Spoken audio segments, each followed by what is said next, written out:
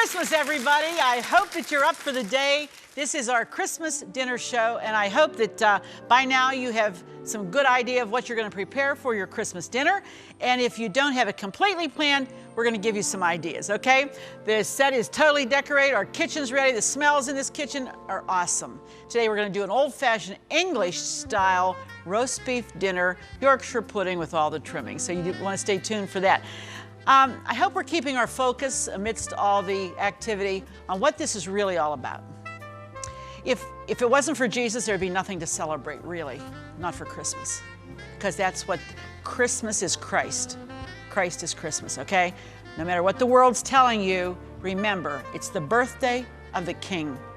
It's the birthday of the Savior, the Messiah of the world.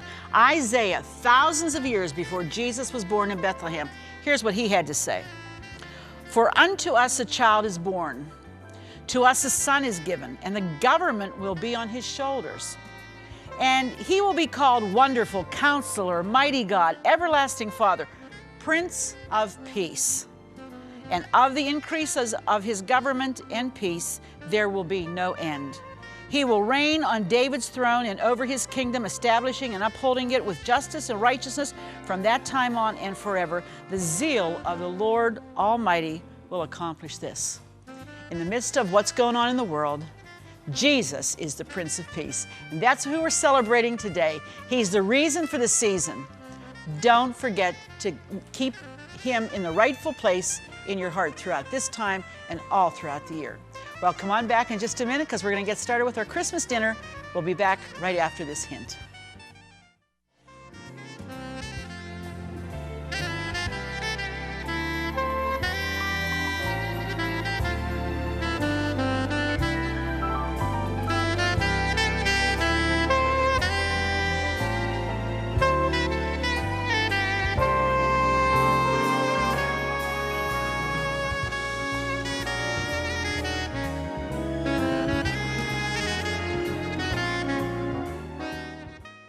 Well, I hope you know that we certainly mean that greeting from all our staff and all the guys that work and the girls that work on this production. We do wish you and yours a very, very Merry Christmas. Hope this is a wonderful time of the year for your family. First of all, to start off our Christmas dinner, this is called a punch bowl cake. I know you have the cookies and the nut rolls, but this is so neat and this looks so pretty. We thought we'd do something special. We have a can of cherry pie filling. We're going to use about half of it and just spoon that right in the bottom of our punch bowl. That's why it's called punch bowl cake. And we got Brad over here on the food cam today. Nice to have you, Brad. We're glad you're working it. Okay, now what we do next, we've just baked a plain yellow cake mix in a plain pan like you normally would. And then I've cut it up with a knife into little cubes. And I'm going to take half of the cake. Basically, you just crumble that in the bottom there. Half of the cake goes in next. And you want to use a bowl. If you don't have a punch bowl, you want to use a nice bowl that is like a glass bowl so you can see through, because part of it is seeing this because it's so pretty. It makes such a presentation. And you want to make sure that you get all around the edges. Make an even layer if you can.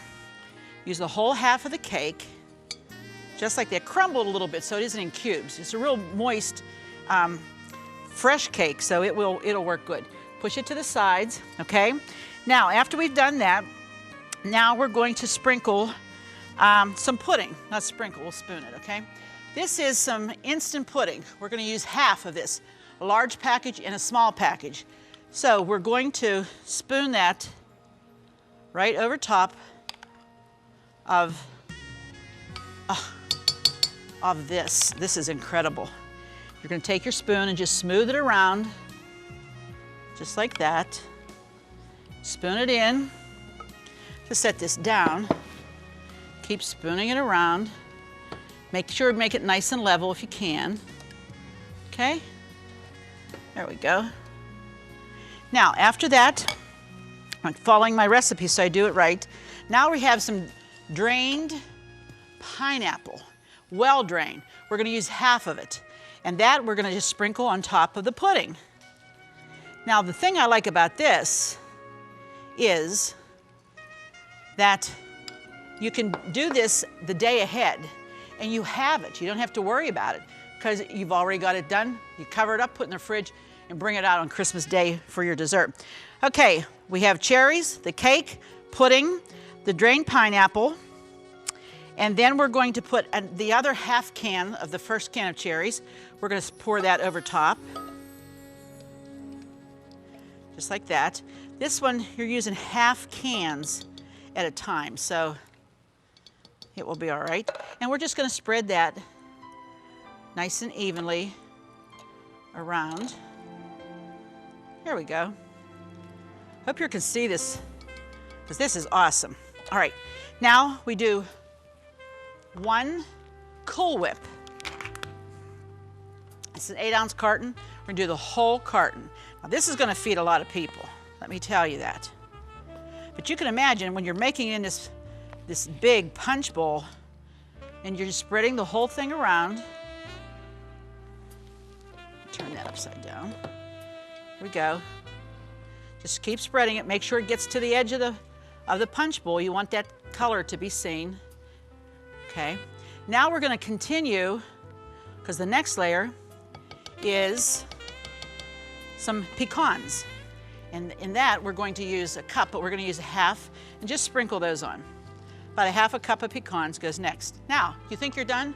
Absolutely not, because we're going to start with our layering all over again. Here we go again. We're going to do half a can of cherries.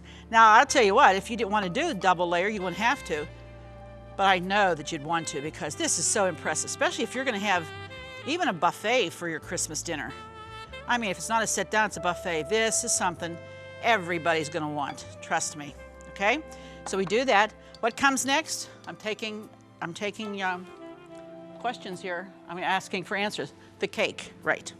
We're going to put the cake on next. All the cake that's left goes on next. Like that. Just sprinkle it around. Push it to the edge. Always pushing it to the edge. The whole way around. Let me get rid of this can because it's in my way. There we go. Okay, all the cake. And it's nice because this is a nice yellow cake, nice and moist. If you want to use a low fat one, you could. If you want to cut this down as much as you could by using like the low cream or the low whatever, you can do that. Okay, next, what comes after that? Let me see. After we do the cooled cake, now we're going to spoon the pudding. Okay, pudding goes all over the top, like that. I tell you, this instant pudding is wonderful too. Incredible. Okay. It's a big dessert, but it's something that will feed, like I said before, a lot of people. So I know you're going to enjoy it. All right, there's that. And now on top of that, we're going to sprinkle the rest of the pineapple, just like that.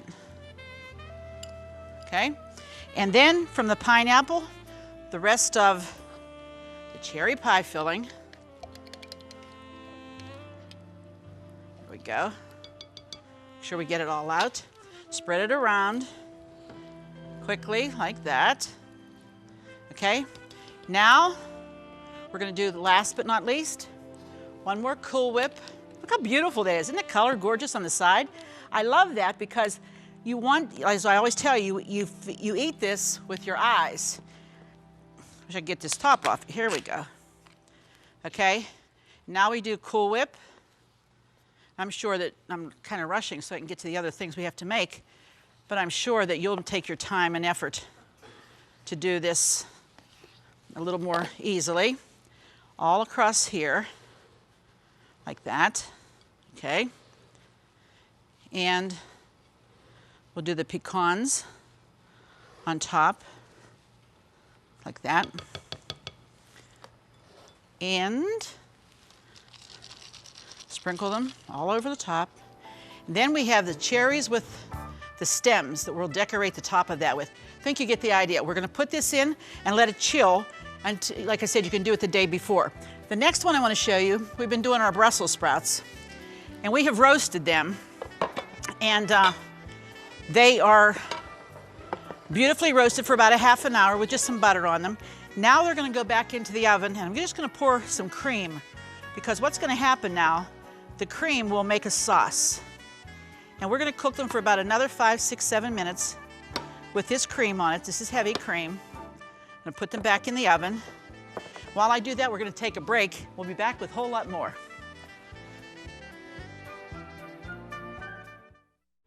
Do you love watching At Home with Arlene Williams? Then be sure to check out our new YouTube channel. It's filled with classic episodes from over 20 years of At Home, and more videos are added each day. And don't forget to click the subscribe button so you'll never miss another episode of At Home. We have prepared our roast beef, never fail roast beef dinner, and let me show you how quick and easy it was to do this.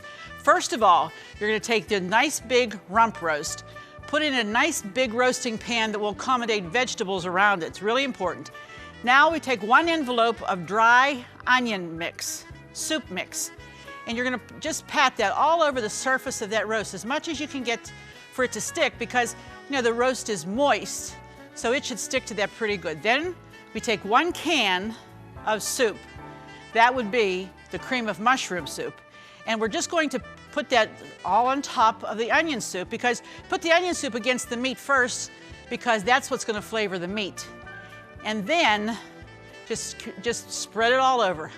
Just spread it all over the surface of it completely, because that's what's going to cook down and make your gravy. It's going to be nice and moist, delicious.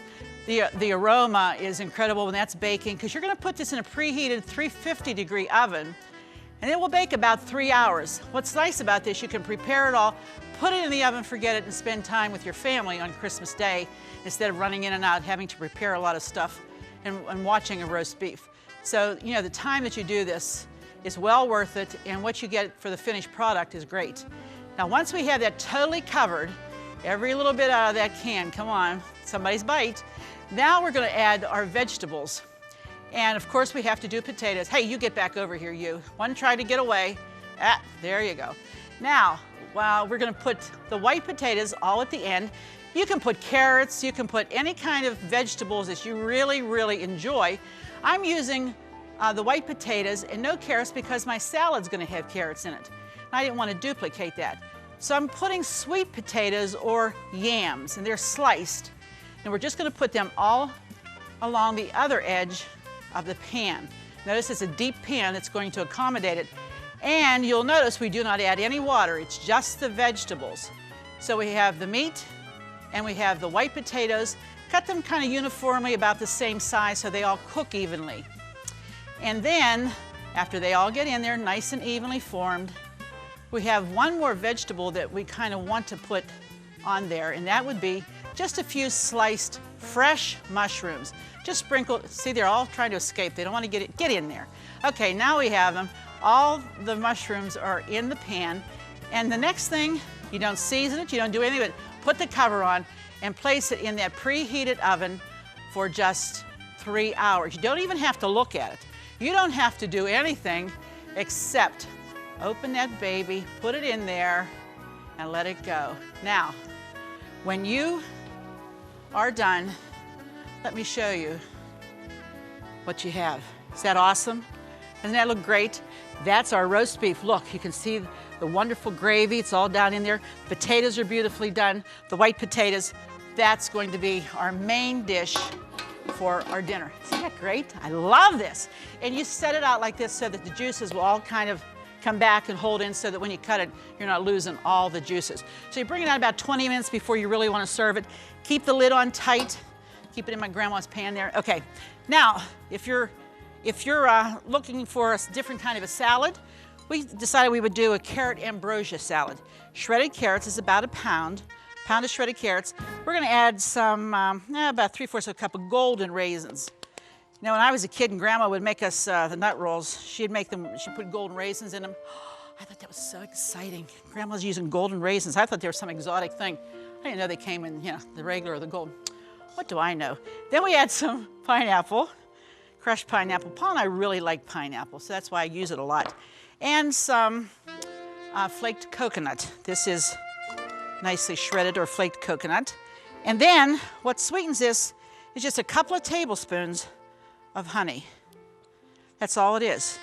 The sweetness of everything else that's in this comes to the fore, and really it's called ambrosia, carrot ambrosia.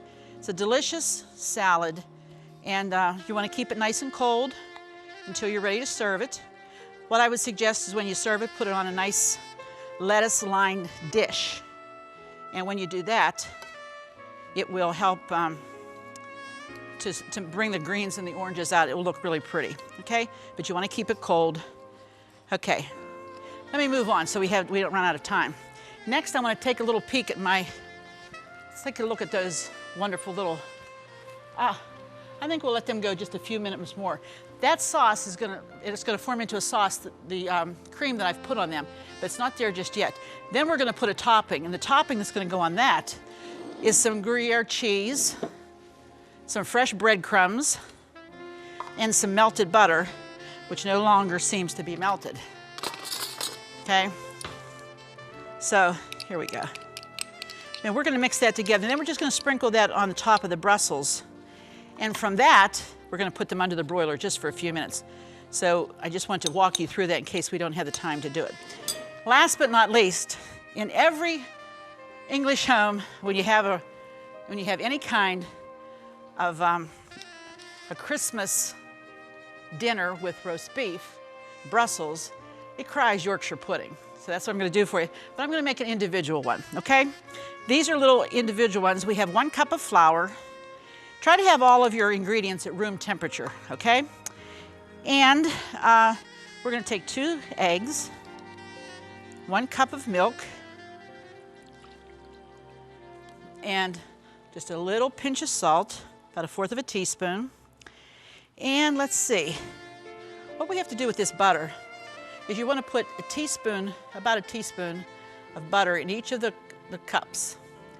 Because in the old days, when they first started this, they would take their roast, they did it on an open fireplace, and the drippings would fall down on a pudding, which was made just what we're making now, and that beef would flavor that so it tastes like meat, and they'd give that to the kids. That's what they call Yorkshire pudding. Well, got to that they enjoyed it so much, they loved the taste of that they started giving the kids the meat and they were eating the pudding. So this is, if you have drippings from your meat, if you made a different kind of a beef, we don't from this one because our dripping's made into a gravy. But if you did, you would put a teaspoon or so of your drippings, the beef drippings, into each cup. And then that's what you would use. If you don't have that, you can use butter, okay? So we're gonna do this, and it's gonna be a thin batter. And I'm gonna pour that in there, and these are gonna bake at 425 for about 18 minutes. I'm gonna put them in, and when we come back, we're gonna be in the dining room with our wonderful Christmas dinner prepared just for you. We'll be back in just a minute. Just go to ctvn.org/athome to get all the recipes from today's show for free. That's right, no subscriptions. They're available online at no cost, and more are being added each day. So join us at ctvn.org/athome to get today's recipes now. Well, we're in the dining room finally, and everything is prepared. And now it's just time to relax with the family. It's Christmas dinner, and my wonderful husband Paul is here with me today. I'm so glad he could be here too. And let me take you on the journey around the table. We're gonna start with our punch bowl cake. Isn't this beautiful? We just kind of we didn't want to put it on the table, so we put it on a small table and just put it with a wreath around it. How beautiful. You could do it with a punch bowl if you were having punch too. Next we have our au gratin. These are the Brussels sprouts, and they have a lovely gravy on them, like a sauce, and then we put the Gruyere cheese on. Oh, delicious. Down there is our roast beef. Look at that perfect, never fail roast beef dinner, tender as can be. Right next to it are our Yorkshire puddings. Aren't they beautiful? And they puff up. They are so lovely. What a great accompaniment. You want to serve one of those. You can do it in a big bowl or each individual ones like I've done in the muffin cups today. Coming right around the table, there are the white potatoes that we used around our roast beef. And also we have our sweet potatoes that we've done around the roast beef too. These are done to perfection. Beautiful, nice and tender. These are some of Paul's favorites, I know. And then our carrot salad. We've added a few extra golden raisins on the top just to decorate it. We browned off some rolls. And on every Christmas dinner table, we always include a birthday cake for Jesus because it's his birthday. You have children, you have grandchildren, nieces, nephews at your dinner table. Make sure that you do that. That's a wonderful way to keep Christ the focus of your Christmas. We put a candle in there, we sing Happy Birthday, Jesus, and then we enjoy. You know, that's what it's really all about. This is fun to do. This is a great time for fellowship and fun and family and friends, good food. But really the reason that we celebrate is the birth of Jesus Christ, my Savior and my King. The greatest gift that you could give this holiday season would be to give yourself to the Lord. And all you do is just invite Him to come in. He always comes in where He's invited. He will never say, oh no, I don't want to go there. He comes if you open your arms and you invite Him to come in. Would you consider that even today on Christmas Day or this week there's so much bustling going on, our phone lines here at Cornerstone Television are available for you to call and ask someone to pray with you to receive Jesus Christ as your Savior. I hope you've enjoyed our program today. Paul and I and all the folks here at home, we say Merry Christmas to you and yours. And be sure to join us the next time, because it's never the same when you're not with us right here at home.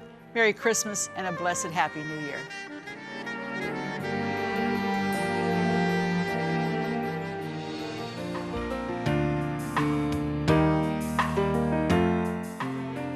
Furnishings provided by Levin Furniture, featuring Lane's Country Living Collection.